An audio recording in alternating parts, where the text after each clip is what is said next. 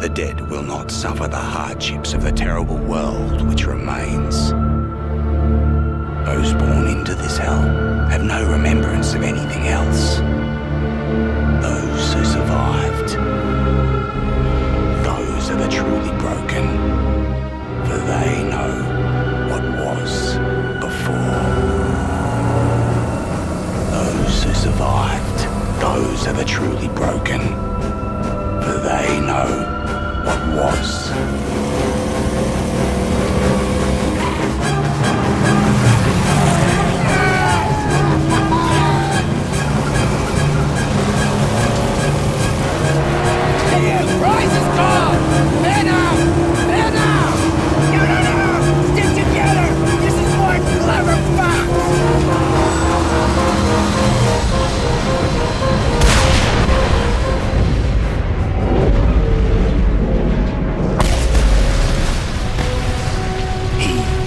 Such man, one who had lost all, over and over, and to this he had lost his sanity. His was a never-ending journey away from the phantoms of his past. He believed he could silence the cacophony in his mind and find peace beyond a place he called the Plains of Silence. He now had the vehicle, the weapons, the provisions and the fortitude. He only needed the fuel. And here, there was but one place to go for fuel. Gastown.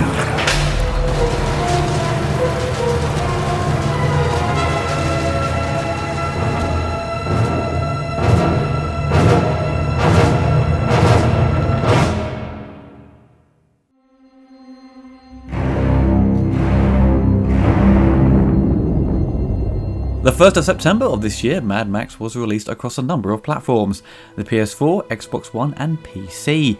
PS3 and Xbox 360 versions were announced but recently cancelled due to the difficulty of porting the games over. The game was produced by Avalanche Studios, well known for their Just Cause titles. The game has been in the making for a couple of years and borrows heavily from the recent Mad Max Fury Road film for the concept design and borrows story elements from the other films in the series.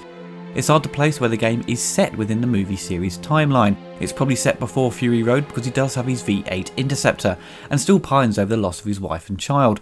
But that's only really hinted at in the game. It's not a major component of its story, but Max still wants to remain alone and only helps others to benefit himself. The plot of the game is very simple and straightforward, which has caused some critics to lower their ratings for the game because of the lack of feeling invested into its main story. It's set in the very familiar post-apocalyptic future of the films. We see Max in his famous car and gets taken out by a group of war boys run by warlord Scarabus Scrotus, apparently from what I've read online is the son of Immortan Joe. The war boys run him off the road and steal his clothes, his supplies, his weapons and his car, leaving him to rot in the blazing hot sun.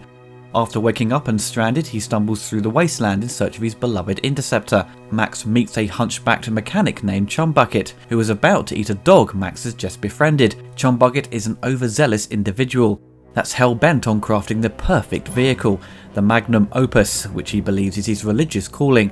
It's later revealed Chumbucket worked for Scrotus in Gastown and escaped after nearly losing his life.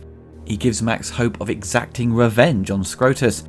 The two form an unlikely alliance and set out from the home of Chumbucket in the Opus in search of food, water, allies and upgrades to get Max back on his feet, to seek revenge and get back his V8 Interceptor.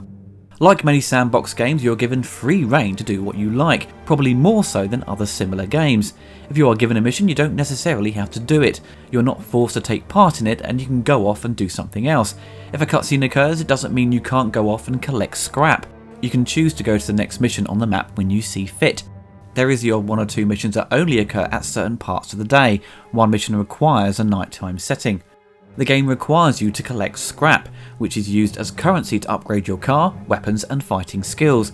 Scattered throughout the land there are little pieces of scrap to pick up, but never large amounts, usually from 2 to 10 pieces, which is not enough to purchase upgrades, which cost in the region of 300 to 1400, depending on what part you want to buy. During the sandstorms, which can be avoided if you seek refuge in a building, or if you're near a stronghold, you can fast travel throughout the map but not during a storm. but once the storm passes, it's not recommended you get out of your car while it's happening because you'll most likely die by being hit by debris, but you can find large amounts of scrap in these large containers which contain about 300 pieces, but collecting scrap around the wasteland will take you forever to get the desired amount. So what is recommended once you make friends with the strongholds, you can fortify their bases by adding ways for them to seek scrap for you. The more you upgrade the base of operations, they begin to trust you more and the population increases within that stronghold. Once they are set up, they will collect scrap for you, getting regular dumps of say 300 to 720 pieces of scrap, so you can upgrade far quicker than just driving around to random locations on the map. The combat system borrows heavily from the Batman Arkham games, so if you are familiar with that style, the fighting will be a piece of cake. Punch with X and block with Y, etc. You can roll out of the way to dodge attacks or use your shotgun. It's certainly not as varied as Batman, as Max has less in his arsenal. His fighting style has a martial arts flavour to it, but ends up being more barbaric, and has wrestling manoeuvres thrown in the more you upgrade his skills. Max has a Fury mode which makes it easier to take down the gangs and do more damage. This usually kicks in once you block enough attacks. The sound design for the fights really adds a level of excitement to the punch-ups. Some really meaty sound effects, and finishing off your enemies with a drop kick is always a joy to do.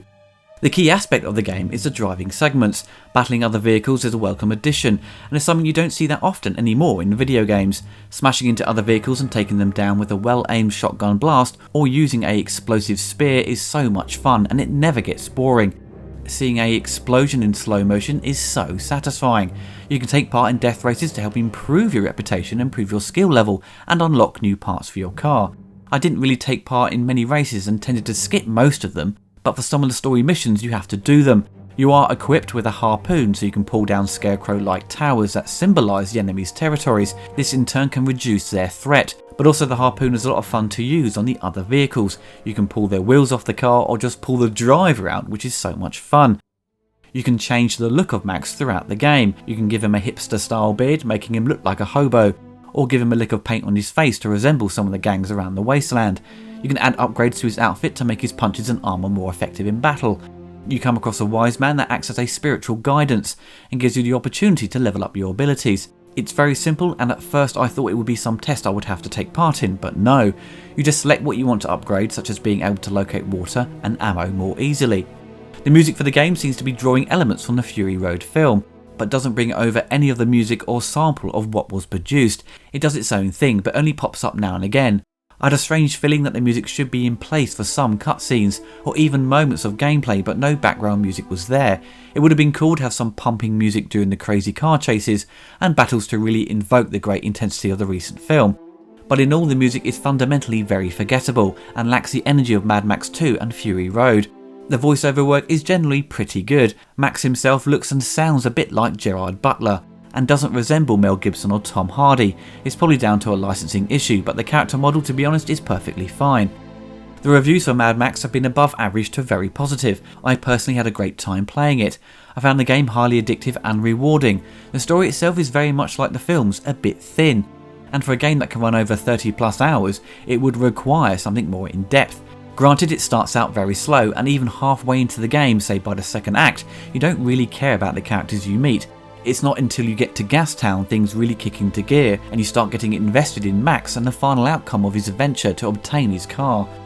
Now that may be a bit too far into the game for a strong story to start developing, and it's true it may turn people off because for the most part of the game there is a lot of repetition to your tasks throughout the game. Taking down base camps and collecting scrap may get too grating for the average player or someone who doesn't have the time and patience to do that. I don't really have much time to play games for long periods of time, but I made the effort to get through it, and to be honest I don't mind the repetition. At first just collecting little bits of scrap did piss me off because you are given so little, but once your stronghold is up and running, it gets so much easier to pimp out your ride, refill your petrol, stock up on ammo, and to level up Max himself. The level design is very creative and varied, so the repeated nature of the gameplay was less of a problem. Now, if you are hoping for a strong narrative and deep story, then you're going to be disappointed. And if that's something you want from this game, then it's not for you. It focuses heavily on its gameplay, and that's good enough for me. It's a game at heart, and isn't desperate to be a movie and bombard you with hour-long cutscenes. It wants you to have fun and explore the world to your heart's content. For a world essentially inhabited by sand, it certainly looks beautiful, amazing detail and lighting effects. All the different areas of the map look distinctive so you don't feel lost. All the base camps you come across to take down are all varied and don't seem like they are copied and pasted throughout the land. There is a distinctive difference between them all. You get the odd boss battle, which are pretty easy to do. You just have to reduce his energy bar by avoiding attacks and getting close and stabbing him with a knife, or you can quickly dispose of him with some shotgun blasts. There were a number of bugs I encountered throughout the game. What has been reported widely online is the drop in frame rate. When there is a lot of stuff going on screen, the game sometimes grinds to a halt. What I found to sort out the problem is hard resetting the Xbox One, and it runs smoother, but this isn't a guaranteed fix. There is an inherent bug with the game that does mess with the frame rate. There were audio glitches and sync issues. Usually when I spoke to the lonely individuals across the mainland who offer you information, their voices would often skip or repeat. It was like listening to a scratched CD. During the later part of the cutscenes, the audio was slightly out of sync, but it wasn't distracting. There was also the odd graphical glitch with the sniper gun, where the texture of the gun turns into a rainbow-like effect. Sometimes you just can't fire your harpoon during the regular car battles, which proved very frustrating, even when you're trying to take down a camp's outside security. But there was nothing further in the game that crippled it and froze it up, or messed with any of the missions. I played it solidly for like 7 hours, and had no issues that caused me to have to reset the console. The weakest aspect for me was disarming the landmines. It's easy to do, but very dull to take part in. It rewards you with ammunition, which is a good incentive and reduces the threat level in that area, but I left it to the last minute, so the reward of extra ammo wasn't needed, because my strongholds would do that for me. And it's the only time you get to use the dog. It would have been quite cool if he tagged along with you in your car and helped you out in some of the battles on the road. I would happily recommend this game, but just bear in mind it starts out slow, and the gameplay may seem a bit shallow, but once you start building up the strongholds and reduce the threat level in the areas of the map, things get really exciting. And at that point I couldn't put the game down at the frustration of my girlfriend. There was a Mad Max game on the NES and I believe the ZX Spectrum, but he has been largely ignored for years. But with the new film there has been this renewed interest in the character. This game is a welcome addition to anyone's game collection, especially if you are a fan of Mad Max. The game is not original, but it doesn't make any large attempts to claim that it is. It's a well crafted and detailed world that gives you a perfect opportunity to be the character of Mad Max and recreate those exhilarating action sequences from the films. Its story is good enough and ends up being satisfying by the end. If you are a fan of the character and sandbox games, then you will certainly get a kick out of playing it, and with the overall length of the game it certainly will take you a while to complete it, so in my eyes that's good value for money. I never asked you your name. Max. My name is Max.